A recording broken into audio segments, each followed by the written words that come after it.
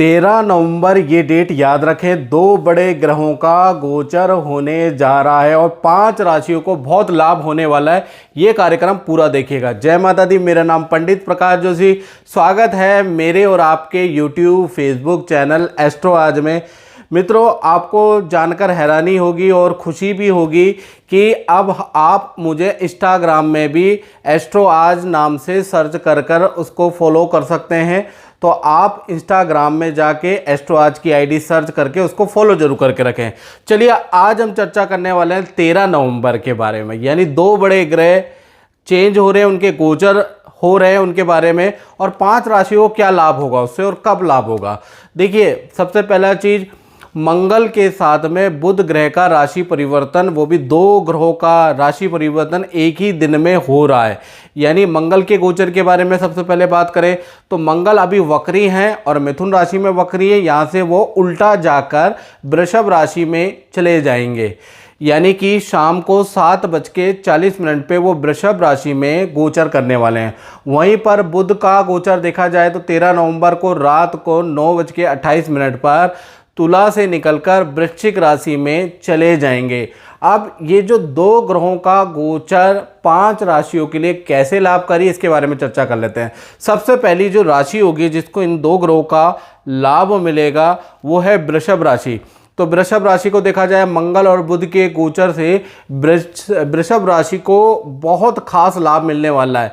पहला, जो आपकी राशि से बुध दूसरे गोचर कर रहे हैं, मंगल 5वें गोचर कर रहे हैं, जिससे कि बुध के गोचर से आपका रिलेशनशिप में जो अनबन है वो दूर हो जाएगी। साथ ही साथ जो वाद विवाद चल रहे हैं, जो रिश्ते में खटास चल रही है, उसमें आपका कुछ ना कुछ प्रेम या हल निकल आएगा।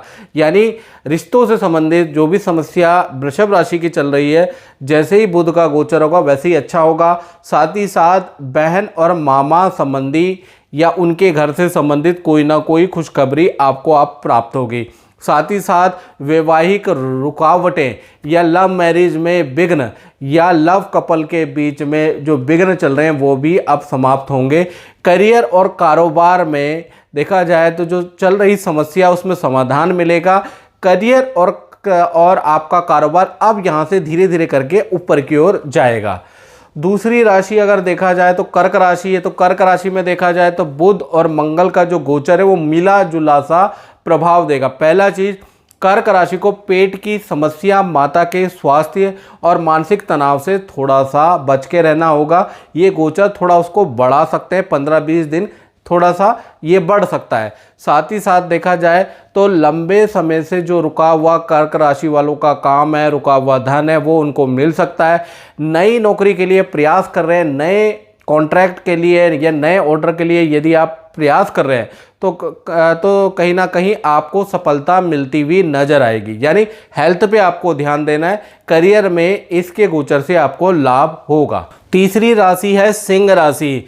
मंगल का जो गोचर हो रहा है ये खासकर देखा जाए तो सिंह राशि के लिए बहुत लाभकारी रहेगा। यानी कारोबार नौकरी में आपकी पावर बढ़ जाएगी, आपकी कद बढ़ जाएगी, आपके काम की प्रशंसा अब होने लगेगी। दाम्पत्य जीवन, लाइफ या विद्यार्थियों के लिए जो समस्या चल रही है उससे निजात अब आपको मिल जाएगा 13 तारीख के बाद। परिवार में अच्छा समय आप बिताने लगेंगे। पारिवारिक जो वाद विवाद हैं वो भी अब समाधान आपका मिल जाएगा। धन प्राप्ति के भी अच्छे योग 13 नवंबर के बाद आपके बनते हैं।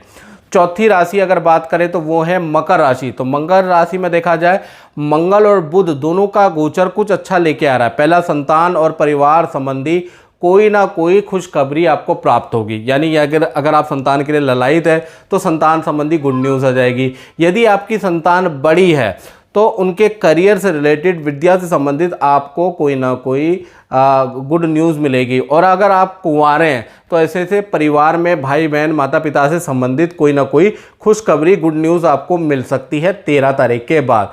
साथ ही साथ रुका हुआ धन या किसी से धन लेना हो तो वहाँ से आपकी वापसी भी 13 नवंबर के बाद बनती है। साथ ही साथ कर्ज में आपकी राहत मिलेगी। यानी कर्ज अगर आपने किसी से ले रखा है तो उसमें आपको राहत मिल सकती है।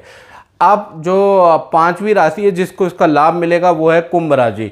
कुंभ राशि में देखा जाए तो मंगल और बुध का जो गोचर है जीवन के अंदर, खासकर दाम्पत्य जीवन, लव लाइफ में खुशियां ही खुशियां भर देने वाला है। यानी कि ये ज़्यादातर आपके पर्सनल रिलेशन के लिए बहुत लाभकारी है। साथ ही साथ परिवार के किसी सदस्य को करियर से रिलेटेड, पर्सनल लाइफ से रिलेटेड कोई गुड न्यूज़ भी मिल सकती है। यदि आप सरकारी क्षेत्र में आपका कोई काम रुका हुआ है तो उसमें सफलता मिलने के आपके बहुत अच्छे चांस है। स्टूडेंट जो है उनका स्थान परिवर्तन हो सकता है या रूम का परिवर्तन हो सकता है। ऐसा योग 13 नवंबर के बाद बन रहा है। साथ ही साथ नौकरी और व्यापार और जो डीलिंग का काम करते हैं, जो मान के चलिए जो डीलर हैं, उनके लिए भी ये जो गोचर है 13 नवंबर के बाद आने वाला, वो बड़ा लाभकारी है। कहीं ना कहीं आपके कारोबार में वृद्धि होती हुई नजर आएगी। तो कुल मिला के ये जो 5 राशियां हैं, इनको लाभ, कुछ ना कुछ लाभ जरूर मिलेगा। और मित्रों, ये जनरल प्रिडिक्शन है। अगर आपको अपनी कुंडली के बारे में प्रिडिक्शन जाननी है तो 7210124289 इस पे आपको व्हाट्सएप करना है। नाम, date of birth, time of birth और आपकी समस्या क्या चल रही है, हमारी ओर से आपकी कुंडली देखी जाएगी बाय टेलीफोनिक और आपको समस्या का समाधान भी मिल जाएगा। तो मिस ना करें, 7210124289।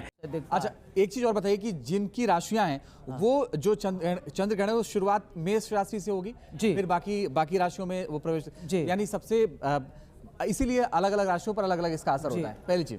दूसरी चीज प्रकाश जी, मैं एक बात आपसे समझना चाहता हूं कि इसका असर हम कह रहे हैं कि दुनिया में होगा। हाँ, दुनिया में होगा इसका असर। इसका असर, आजकल युद्ध का बड़ा माहौल बना हुआ है, रूस यूक्रेन का युद्ध है, चीन ताइवान का है, उस पर किस तरह का असर होगा, क्योंकि लोग ये जानना भी चाहते हैं। देखिए, पहली चीज़ ये कि आपने बहुत अच्छा प्रश्न किया। क्या होता है कि कुंडली के अनुसार देखा जाए तो पुतिन की कुंडली और जेलेंस्की की कुंडली पे रिसर्च की है। इससे पहले सूर्य ग्रहण था, तो सूर्य ग्रहण में भी अगर देखा जाए तो डिसीजन जो है वो कुछ ऐसे नज़र आ रहे हैं कि युद्ध बढ़ ही सकता है। ये जो आने वाले जो 2 महीने हैं ना, इसमें युद्ध बढ़ेगा ही बढ़ेगा और यूक्रेन में बहुत बड़ा आर्थिक नुकसान होगा ही होगा। यानी ये युद्ध में आग में घी डालने वाली स्थिति रहेगी। प्लस उसके साथ में अगर देखा जाए तो पाकिस्तान, अफगानिस्तान में भी विद्रोह रहेगा। और ये बात हम पहले भी बड़े चैनलों में कह चुके हैं। सूर्य ग्रहण का जो प्रोग्राम था 25 अक्टूबर का, उसमें भी हमने ये बात बोली थी और ये बात हुई भी। लेकिन हम ये नहीं कहते कि हम लोग या त्रिपाठी जी और हमने बोल दिया तो वो हो गया। जन्म पत्रिका हर कोई बाचे, कर्म ना बाचे कोई। यानी कि हमारे बोलने से नहीं, ज्योतिष अच्छा होना चाहिए, ज्योतिष पे लोगों का ध्यान जाए। जो हम लोग बात करते हैं उस पर कोई अगर रिसर्च हो जाए तो बहुत ही अच्छा रहेगा।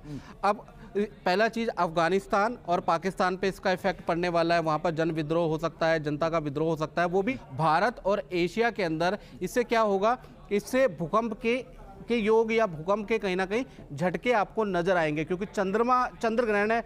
चंद्र 2.25 दिन में मूवेबल होता है, तो कहीं ना कहीं जैसे चंद्र ग्रहण खत्म होगा उसके 2.5-3 घंटे बाद कहीं ना कहीं असर दिखना स्टार्ट हो जाएगा। ठीक है। तो मित्रों, इस कार्यक्रम में बस इतना ही। मुझे दीजिए इजाजत। जय माता दी।